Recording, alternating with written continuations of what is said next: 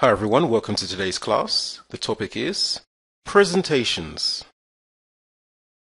A good presentation is one of the most effective ways of communicating your message. Take a moment to think about some engaging presentations you've seen. What qualities did the speaker have? If you follow a clear structure, giving an effective presentation can be simple and stress-free. This tutorial guides you through each stage of giving a presentation in English. First, let's look at some vocabulary words. Handout. This is a document handed or given to people at a presentation. Whiteboard. A whiteboard is a large, flat, white surface on which to write or draw with a marker. Marker. Pen with a broad felt tip for writing on a whiteboard. Microphone. An electrical instrument for amplification of the voice. OHP is short for overhead projector, a device that projects an OHT onto a screen. OHT stands for overhead transparency, a sheet of film with an image on it for use on an OHP. Slide. A small photographic transparency. A slide can also refer to a page on a PowerPoint presentation. Pointer. A device for indicating things on a screen. Screen. A large, flat, reflective surface on which films or slides are projected. Visual aids. Things that one can look at in a presentation.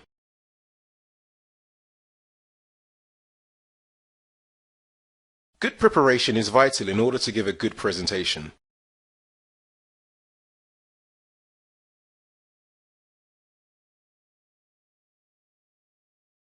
This will not only affect the clarity with which you deliver your information, but also the confidence level. It will be clear to your audience that you know what you're talking about, allowing you to take control of the room.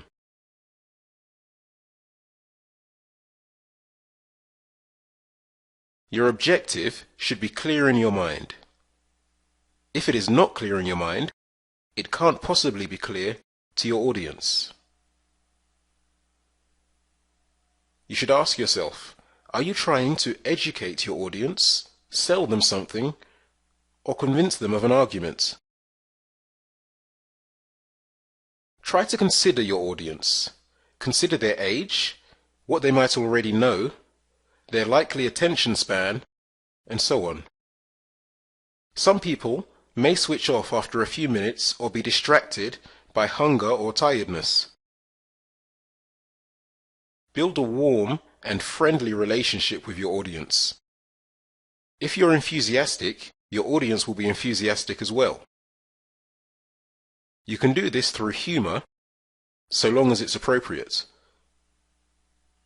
If you want your audience to understand your message, your language must be simple and clear. So use basic vocabulary, unless you're certain that your audience understands it.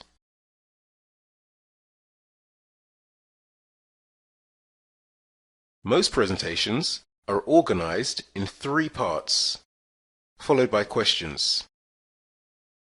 So we start with a short introduction, in which you welcome your audience, introduce your subject, explain the structure of your presentation, and explain the rules for questions. Next is the body of the presentation, and this is the actual presentation itself, the core of the information. Last is a short conclusion, in which you summarize your presentation, perhaps thank your audience, and then invite questions.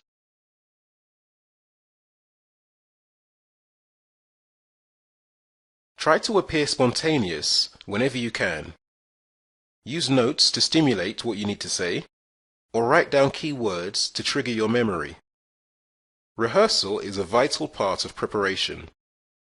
It helps to familiarize yourself with the subject matter, identify problems in your presentation, practice difficult pronunciations, and get an idea of the length of time. Visual aids are an extremely effective means of communication. They can transcend language barriers and appeal to different styles of learners.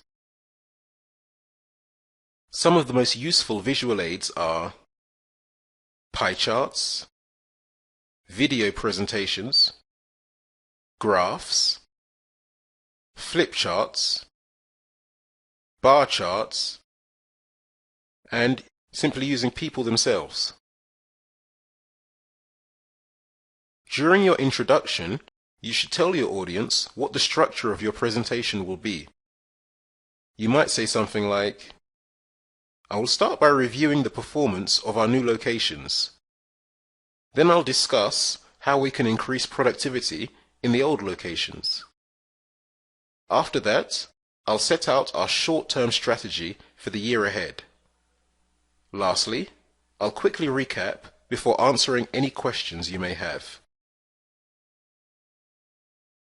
So after hearing this, a member of the audience can now visualize your presentation like this. Introduction, in which you welcome them. The body, in which you review the new locations, talk about increased productivity, and the strategy for the year ahead. Followed by the conclusion, which is the summing up, and questions. When you finish reviewing the new locations and want to start talking about increasing productivity, you might say, that's all I have to say about the new locations. Let's turn to the existing locations. When you want to sum up, you might say, well, we've covered all the main points. I'd like to sum up now. Finally, you can invite any questions. So, does anyone have any questions? Here are some phrases that you might want to utilize during your presentation. When introducing a subject, I'd like to start by, let's begin by, first of all, I'll, when finishing a subject, well, I've told you all about, that's all I have to say about, we've looked at, and starting another subject. Now we'll move on to, let me turn now to, I'd like now to discuss, let's look now at,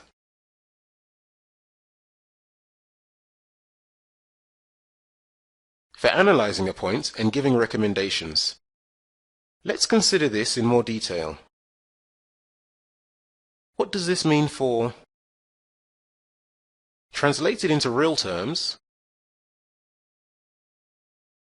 dealing with questions.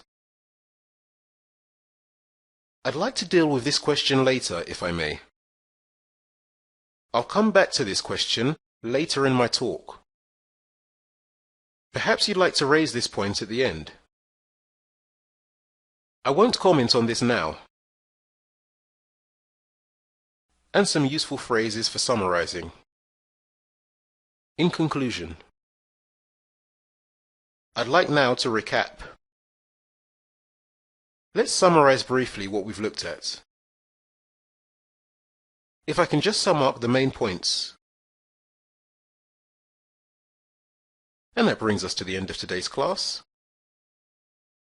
For more information on our one-to-one classes with a native speaking teacher, visit speakeasy1to1.com. Thanks for watching.